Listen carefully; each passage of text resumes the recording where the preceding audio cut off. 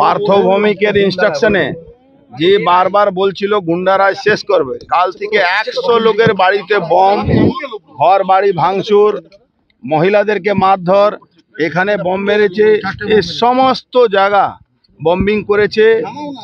এখানে নৈহাটিতে আপনার ব্যারাকপুরে বাবু নাগ, তার বাড়ি ভাঙচুর করেছে।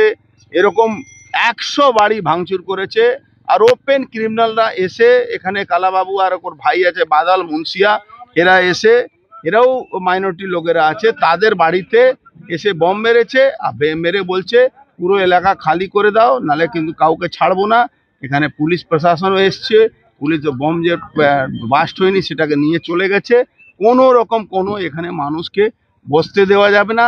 এই পার্থ ভৌমিকের গুন্ডারাজ, এই মানুষের চোখ কবে খুলবে, এই তৃণমূলে যে গুন্ডারাজ আছে সেটা আগামী দিন মানুষ ঠিক করতে হবে। পুলিশ অ্যারেস্ট করবে না তো, পুলিশ তাদেরকে দিয়ে এই সব ঘটনাগুলো করাচ্ছে। পুলিশের উপস্থিতিতে এটা কেন বম চলেছে। কালাবাবু আছে, বাদল আছে, এই ধরনের যারা নোটোরিয়াস ক্রিমিনাল এখানে এনডিপিএস বিক্রি করাতে অনেকবার অ্যারেস্ট হয়েছে। এখন তো পুরো ব্যারাকপুরটাকে গুন্ডাদের হাতে তুলে দেওয়া হবে। গুন্ডারা গুন্ডামি করবে, আর মানুষ বুঝে নিয়েছে কি গুন্ডাদেরকেই সঙ্গে থাকতে হবে। মানুষ এই জায়গাটায় পৌঁছে গেছে। গুন্ডারাজ তো গুন্ডারাজ প্রতিশ্রুতি দেওয়ার জন্য হয়, আসলে সেটা কাজ হয় না। এই গুন্ডারাজ কায়েম করার জন্য ও এখানে এইসব ঘটনাগুলো করাচ্ছে। যার বাড়িতে বোম চলেছে তারা বলছেন যে আমি শুধু অর্জুন সিং এর সমর্থন করেছি বলে আমার বাড়িতে 100 বার যারা এরা সব আমাদের সমর্থক, এখানে কোনো জাত ধর্মের ব্যাপার নেই, এখানে এরা আমাদের সমর্থক, তাই জন্য এদের উপরে হামলা।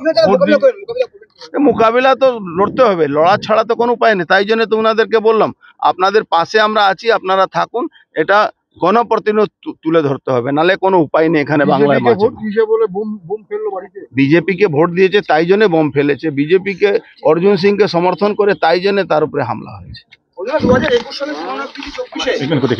2021-এ যে পোস্ট পোল ভায়োলেন্স ছিল তার পুনরাবৃত্তি আবার শুরু করেছে। এনএচআরসিতে অপরাধী, আমি তো টুইট করে বলেছি কি এনএচআরসিতে অপরাধী সেই আজকে দুর্ভাগ্য ব্যারাকপুরে সাংসদ হয়েছে। এই এনএচআরসির যে অপরাধী যেভাবে এখানে আবার তাণ্ডব শুরু করিয়েছে, আগামী দিন মানুষ দেখবে।